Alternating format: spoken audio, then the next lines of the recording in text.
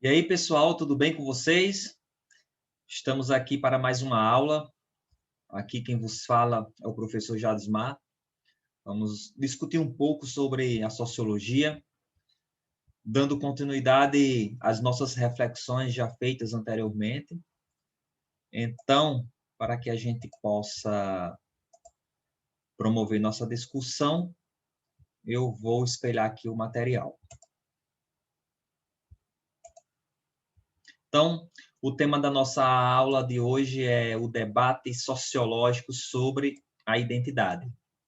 Não sei se vocês se recordam, mas semana passada nós tratamos sobre esse tema, né, da identidade, e a gente viu, a partir de um ponto de vista mais voltado ao senso comum, o que é pensar a identidade, né, não apenas como o documento de identidade, mas como aquilo que identifica um cidadão, um sujeito, em meio à sociedade.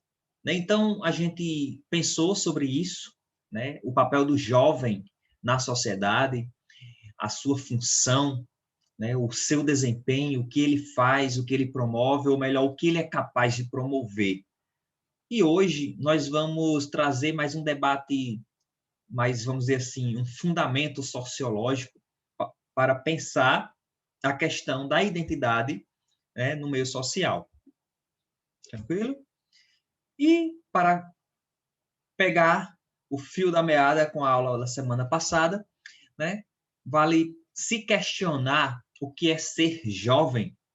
A gente viu semana passada, né, baseado em um contexto bem social mesmo, né, em que grupos de jovens eles mudam o seu habitat, eles mudam o seu ambiente a partir da revolução, a partir da reivindicação, a partir de movimentos sociais, né, a partir da sua atitude, a partir da sua ação.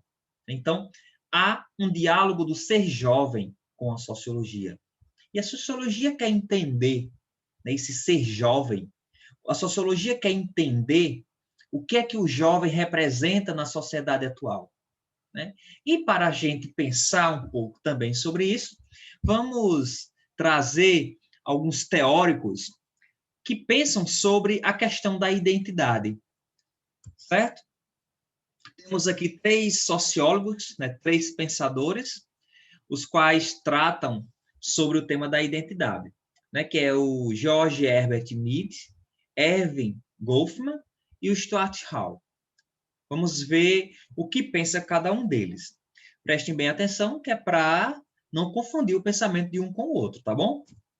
Então, vamos lá. Primeiro, o George Herbert Mead, ele dizia que nós somos o que somos porque adquirimos ao longo da vida traços característicos do nosso self, por meio das interações sociais que estabelecemos com outros indivíduos. Professor Jasmine, o que seria esse danado de self? Pessoal, nós, enquanto sujeitos, enquanto pessoa, nós desenvolvemos nossas características próprias. Nós desenvolvemos a nossa forma própria, individual e particular de agir. Nós temos um jeito, uma personalidade própria que é nossa. E por mais que nós aprendamos coisas, comportamentos, nós somos nós mesmos. Não tem para onde correr. Sou Jadismar aqui e em qualquer lugar em que eu esteja. Você é você onde quer que esteja. Por mais que aprendamos coisas distintas, coisas diversas, por mais que carreguemos conosco características e culturas diferentes da que nós vivemos cotidianamente. Então, toda essa personalidade própria, toda essa cultura própria, essa característica própria, essa personalidade própria, é o que identifica e é o que nós podemos chamar de self, é o nosso self, certo? Então, somos o nosso self. E esse self é o que nós adquirimos ao longo da vida, né? Mas se adquirimos ao longo da vida, ele não é diverso? Não. Ele é diverso de pessoa para pessoa, mas o seu é seu.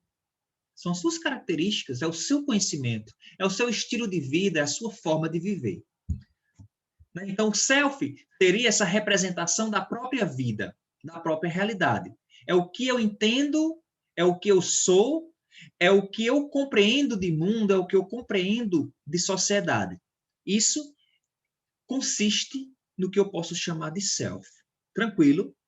Então, trata-se de um self social, ou seja, as atitudes do indivíduo sobre o meio social em que vive refletem a consciência que ele tem de si, mas esta só é possível mediante contatos sociais. Ela não é inata, não é biológica ou genética. Ou seja, quando nós nascemos, nós somos lançados ao mundo, nós somos jogados ao mundo. Jogados porque quando nós nascemos, o mundo já está lá, o mundo já existe. E o mundo não vai se moldar a nós. Nós somos moldados ao mundo. Apesar de que, quando aqui chegamos, podemos transformá-lo. Mas já encontramos uma cultura que vigora, já encontramos uma sociedade constituída, própria. Então, somos influenciados por essa sociedade. Então, com todas essas características, nós construímos a nós mesmos. Nós construímos a si próprios. Ocorre que esse construir permite que possamos também influenciar o outro, influenciar a sociedade.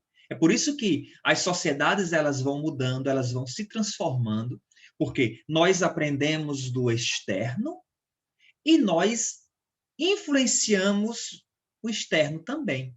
Então, o nosso self, segundo o Mead, é uma construção dessas características sociais a partir da nossa vida, a partir da nossa experiência social que temos com o mundo. Tranquilo? Ele traz um exemplo, né, para nós de Gaspar House, né, e esse personagem aí, né, é um menino que permaneceu encarcerado e teve o seu primeiro contato com outros humanos aos 16 anos de idade. Somente então é que aprendeu a falar e a se comportar na sociedade segundo os padrões socialmente estabelecidos. Esse caso ilustra como o self é impossível de ser concebido sem qualquer contato com outras pessoas, como afirmava o Mead. Isso quer dizer que nós não nascemos com um conhecimento pronto. Nós não nascemos prontos. Nós nos construímos à medida que vivemos, à medida que experimentamos o mundo e temos contato com outras pessoas.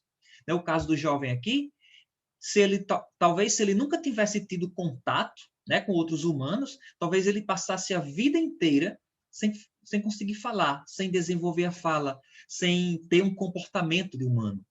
Aí eu gosto muito de relacionar também, né, a seguinte questão.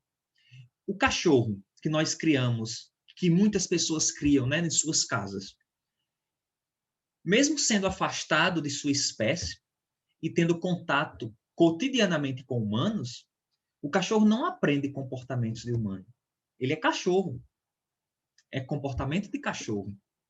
Ele vai latir, ele não vai falar, ele vai latir. Não é verdade?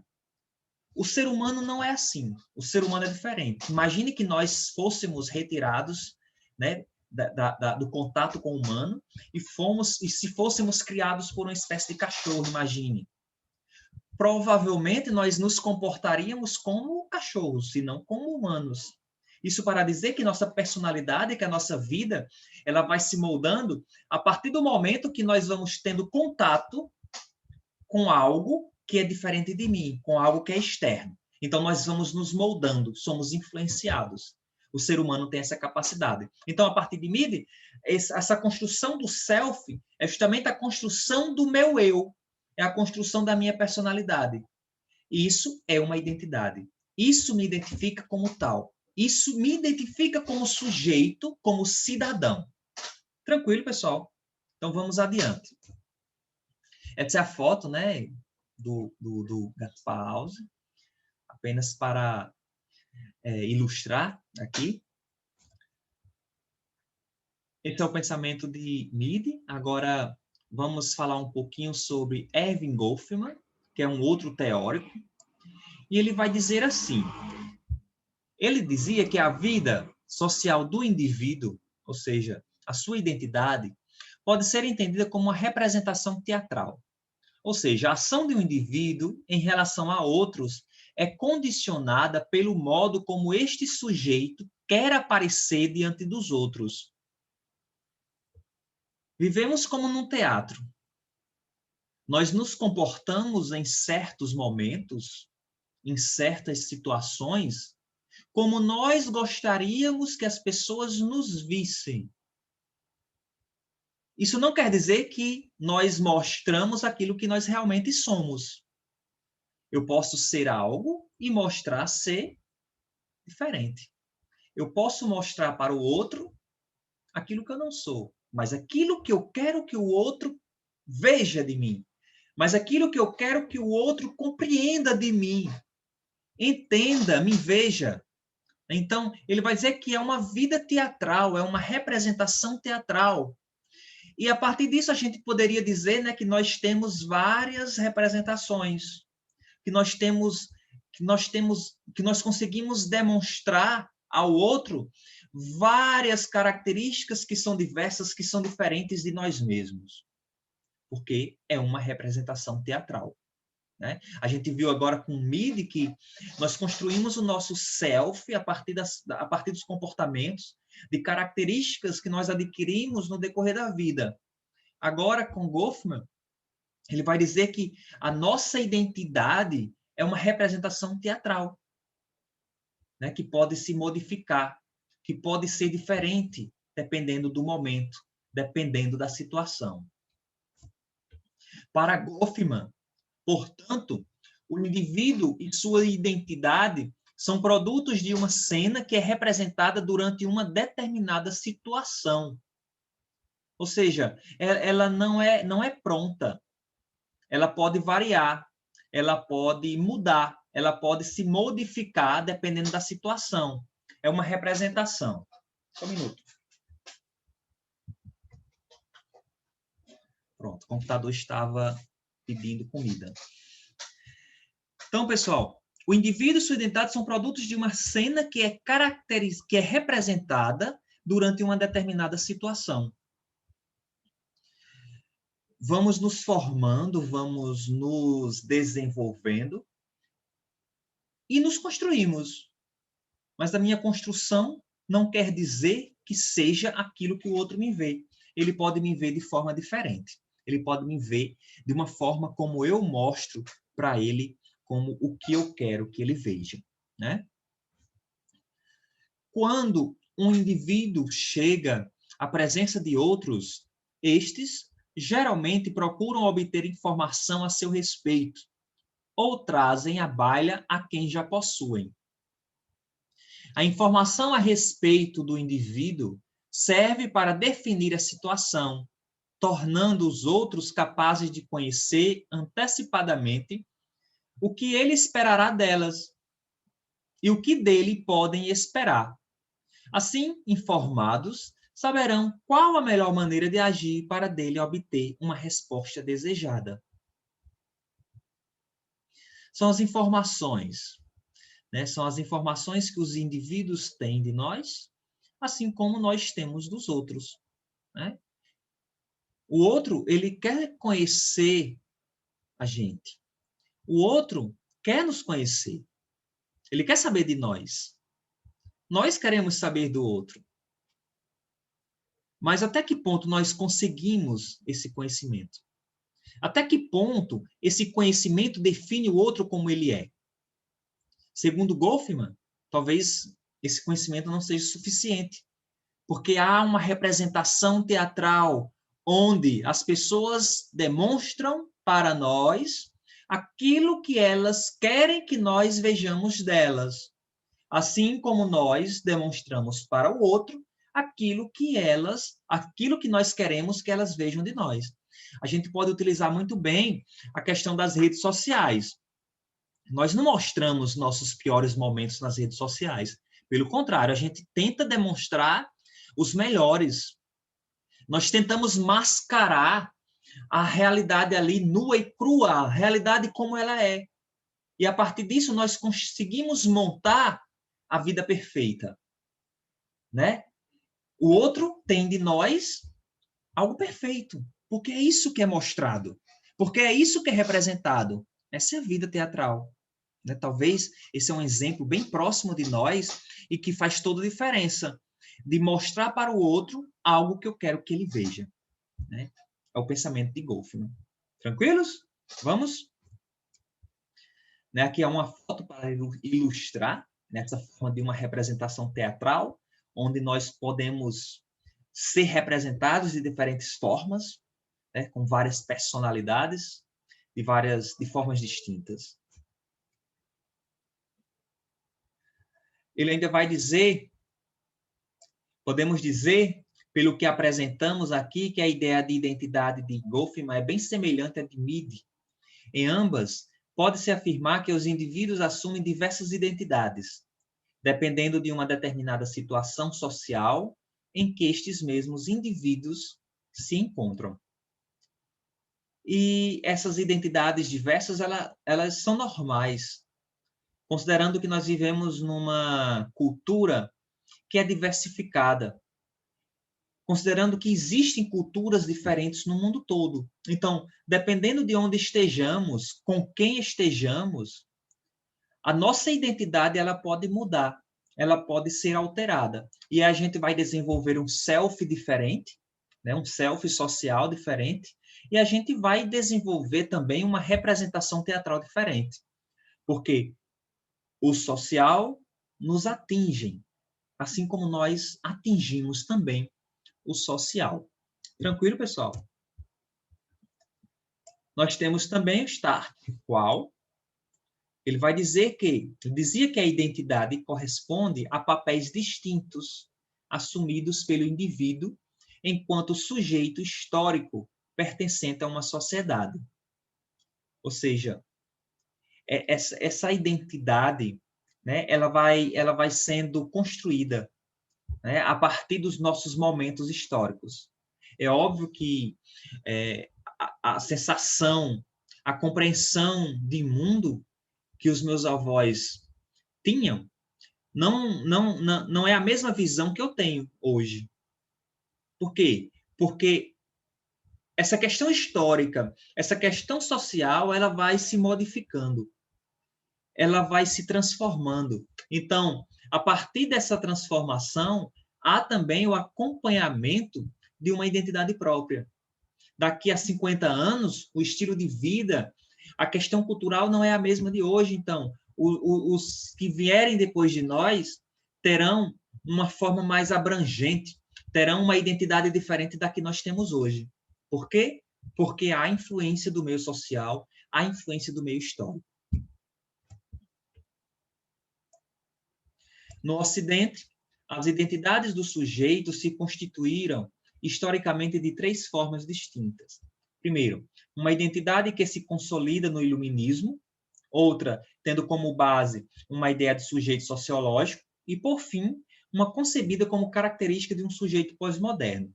Pessoal, preste atenção, são três situações completamente diferentes.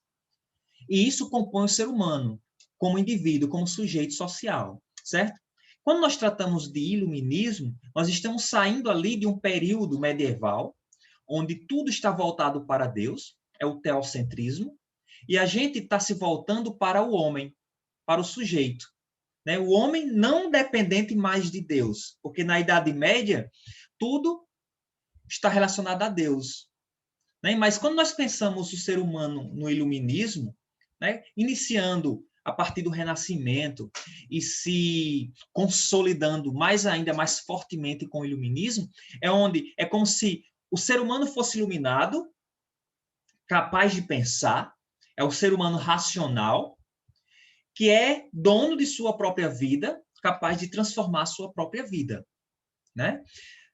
O ser humano sociológico, o sujeito sociológico, seria aquele ser humano, sujeito, ali moldado, branco, inteligente, dono de sua própria vida, e o que não correspondesse a essa realidade seria submisso, né? Já começa, né, tudo errado.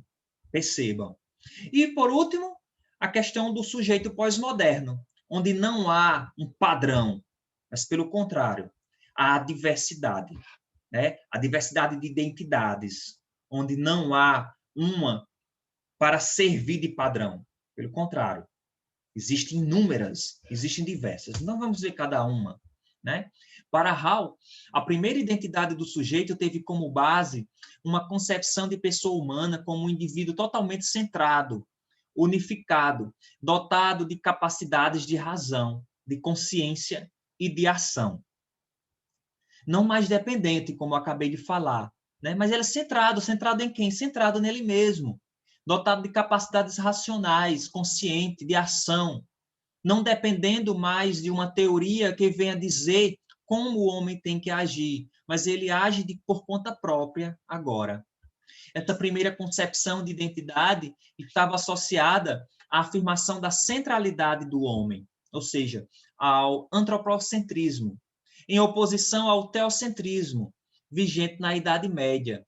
Esse novo indivíduo teve origem no Renascimento e se consolidou no Iluminismo, como afirmação da razão humana e do desenvolvimento da ciência e do capitalismo. Ora, se antes eu tinha a imagem de Deus que conduzia todo o comportamento humano, agora eu já não preciso mais dele, porque o ser humano, a partir do iluminismo, ele é livre, ele ganha uma certa liberdade para ser ele a partir de sua própria concepção, a partir de sua própria imagem, a partir daquilo que ele acredita, né? A partir de uma razão, a partir a partir do seu próprio desenvolvimento da ciência. Ou seja, se desvinculou totalmente das questões teocêntricas. A segunda concepção, né, da questão do sujeito sociológico, diz que a identidade é desenvolvida a partir da anterior, mas baseada na noção de um sujeito sociológico, que coincidiu com a ascensão da sociedade moderna, associada ao capitalismo.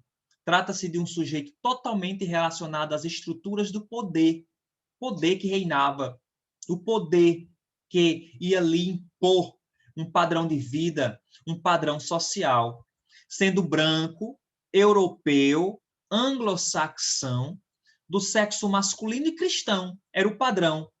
Identidades que eram distintas dessas características deveriam estar subordinadas ao poder desse sujeito sociológico. Olha, imagine só o absurdo que essa forma de pensar uma identidade cultural traz para o homem, traz para a sociedade.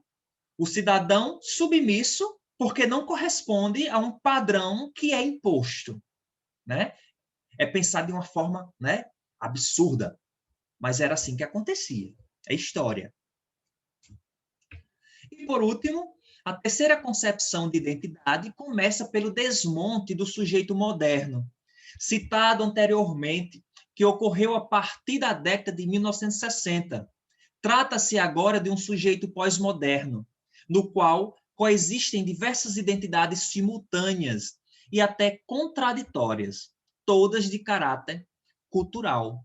Ora, saímos, né, dessa forma padronizada do sujeito sociológico, agora para um sujeito pós-moderno. Mas, professor Jadismar, o que isso quer dizer? Isso quer dizer que agora há diversidades de identidades. Não é uma única identidade, mas são várias, né? São diversas identidades simultâneas, diferentes, contraditórias, mas todas com caráter cultural.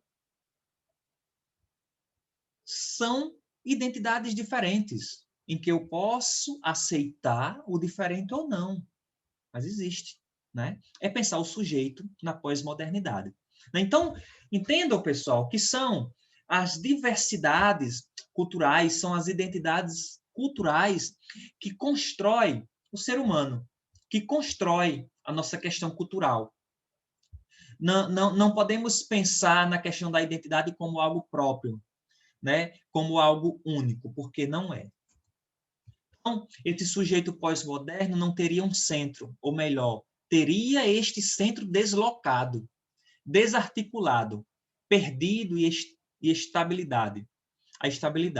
Ao contrário do sujeito sociológico do século XIX, cuja identidade é centrada na sua nacionalidade, nas suas características físicas, cor da pele, sexo, o sujeito pós-moderno apresenta múltiplas identidades, sem que uma determinada se impusesse às demais.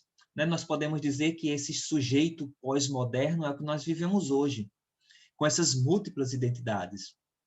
E essas identidades baseadas numa questão cultural válida, que precisa ser respeitado, que precisa ser, né, precisa ganhar espaço, né, a forma que nós temos para pensar a questão da identidade.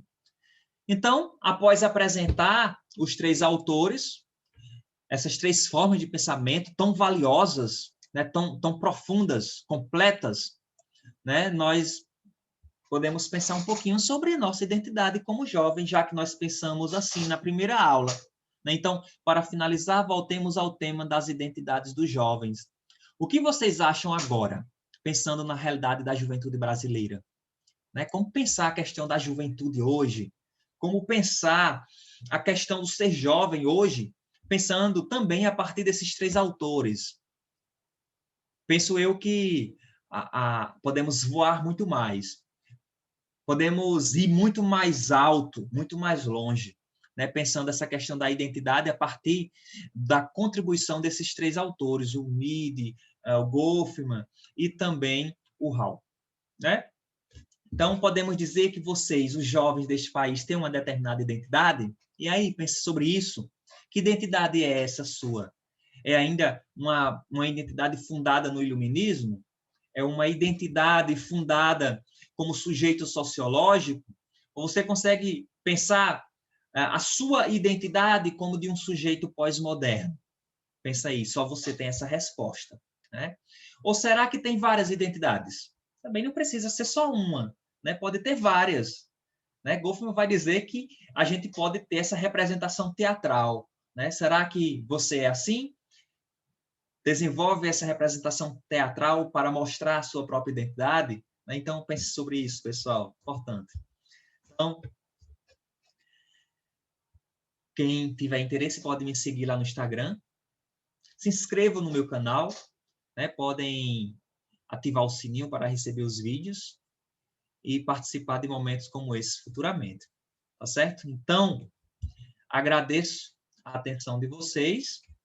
Espero que tenham refletido um pouquinho, pensado sobre a questão das identidades. Mas tudo isso só será válido se você for capaz de refletir sobre essas questões. Então, pensem. Pense e coloque em prática. Tudo bem?